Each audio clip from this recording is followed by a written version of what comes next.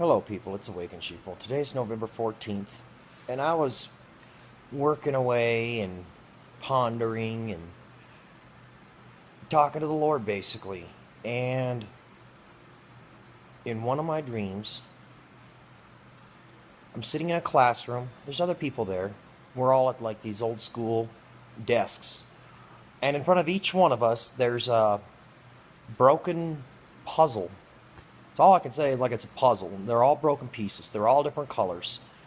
And it represents your life. And we're all in class, and we're all looking to put the puzzle together, right? I don't know if you've heard this from anybody else, but when I completed my piece of the puzzle, because the Lord leaned down, or the teacher leaned down, and just started whispering. Now, I couldn't hear what he was saying. But when the puzzle finished, from the top down, it just went whoosh.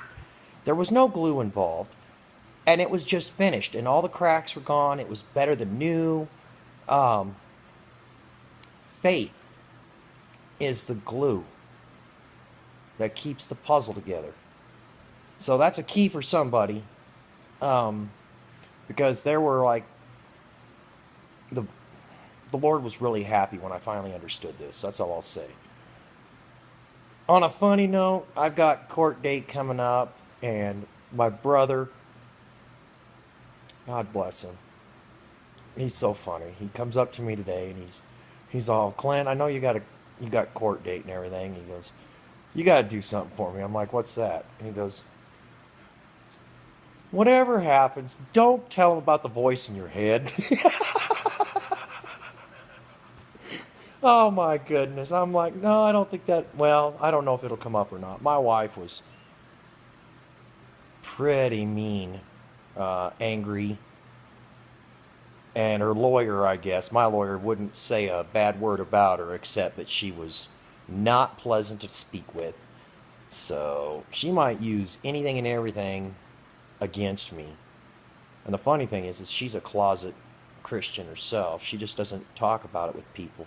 She says that her prophecies, because I told her, I said, God told me your secret. And she was like, what's that? She got all worried. And I said, you're a prophetess. And she's like, shh, nobody's supposed to know that. But I'm also an empath. And I'm like, okay. And this is after I've already moved out. You know, I don't even know who the heck my wife is. And she keeps it secret. I begged her and begged her and begged her because I've had ideas. You know, she told me she had nightmares, and I begged her, what was your nightmares? What was your nightmares? What was your nightmares? She'd never talk about them. Never talk about them. And, you know, I prayed over her. Not over her. And that's funny because I was so worried about her, you know, that I was asking the Lord to heal her as he was healing me, because he healed my back. It was bad. He'd straight out healed my back. And I don't have to run around with my arm above my head. I'm not always rubbing on my shoulder anymore. It's perfectly fine now, and it's amazing to have a healed back. And that's what real faith, if you just keep going after it, he will grant you what you're asking for. If you're asking for healing or something, you just got to be tenacious. And so I was praying a lot for my wife, and I was telling her, you know, oh my goodness, I've had these, like, I had a prophecy, and I've had these dreams, and I know they're so important. And I was just starting to come to the Lord, you know, and she was real gentle with me in some aspects, but in other aspects, you know, like I was praying, and I said, you know, because she called me a bunch of some names, and it's not a big deal because, you know, I love her and whatever. I just put that stuff off. The Lord showed me in the middle of the night, you know, I see a yellow piece of paper with no lines, and there's a bunch of lines on it. I mean, you know, drawings. And I'm like, they're like squiggles, and they don't mean nothing. And I say that out loud. These don't mean nothing to me. These don't mean nothing to me. And then I hear a voice, and it says, wake up. I'm talking to your wife. And my eyes pop open. I look over at her. She's in the middle of snoring. And then she stops and starts to growl.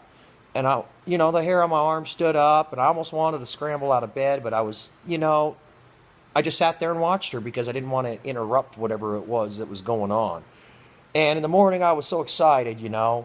I brought her tea and stuff, and she opened her eyes, and I said, "What did the Lord say to you?"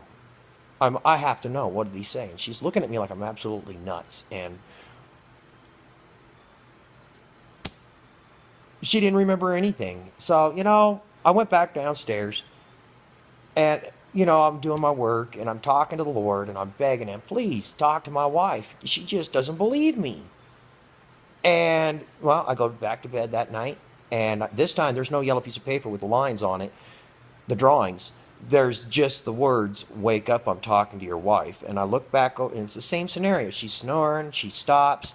This time she starts speaking about beware the silver eagle and stay in the tree line. And then she went off into a bunch of mumbling, and I couldn't hear what she was saying, but I was so impatient in the morning to know what he had said to her. It was just like a burning desire.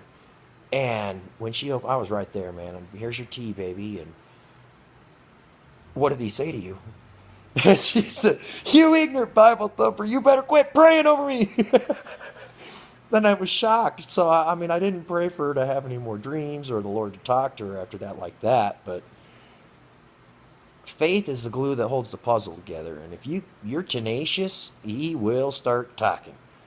Um,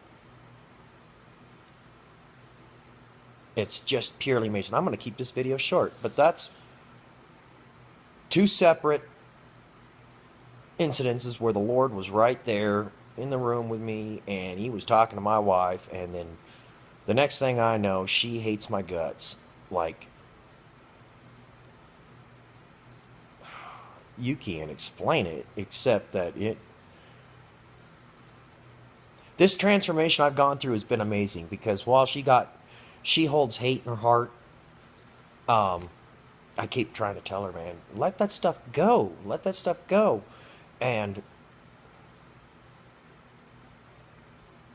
you know, people that hold hate in their heart, it's just like, I don't understand it.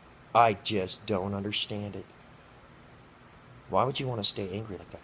Anyways, God bless each and every single one of you, and have a blessedly wonderful week doing your prayers and work and your dual citizenship, since we're citizens of heaven and we are citizens of this stinking world. So God bless you.